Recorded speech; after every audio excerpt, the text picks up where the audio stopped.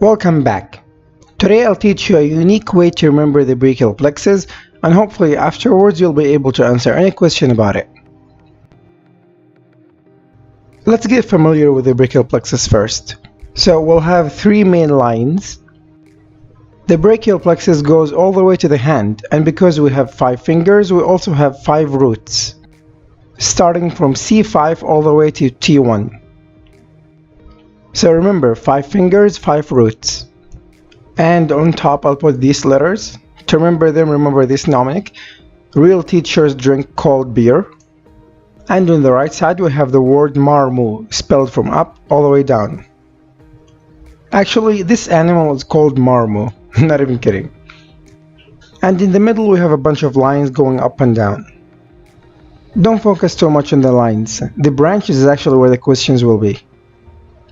Branches actually in the word marmu are musculocutaneous, axillary, radial, median, and ulnar nerve. The branches are the important part. So let me move them to the side a little bit. And here's a couple more mnemonics for the brachial plexus. Remember that the lateral cord loves M&Ms.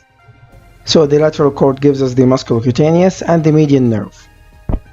Marmu is a weird animal. Remember that marmu stands for the branches of the brachial plexus. And we have to praise the posterior cord. P for posterior cord, which gives us R for radial nerve, and A for axillary nerve. Medial cord gives us median nerve. And remember that the divisions of the brachial plexus are divided to anterior and posterior by the axillary artery.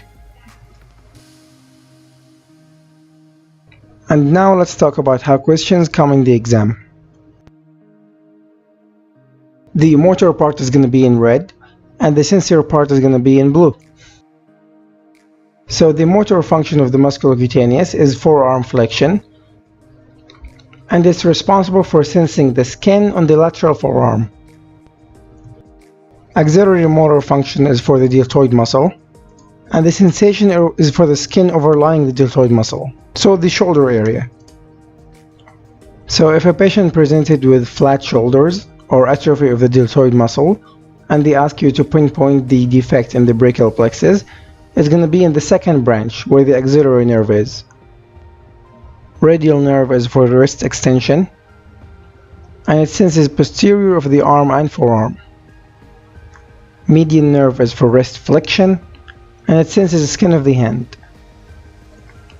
And finally, ulnar nerve is for hand muscles and wrist flexion, and it senses the 5th finger.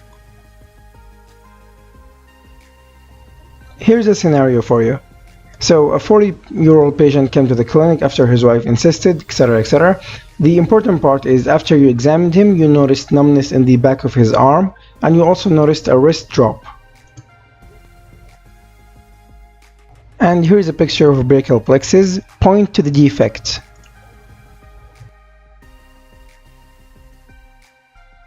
First, we have to identify the cause. This is a radial nerve damage. This is how radial nerve damage presents. And remember marmu. And here's where the defect is going to be, in the radial nerve. This is exactly how the question comes in the exam. Well, for the most part at least. So if you were able to answer this and understand the scenario with no problems, you should be in good shape. Alright guys, that's everything I've got. Hopefully I made this easier for you. Thanks a ton for watching, and I'll see you guys later.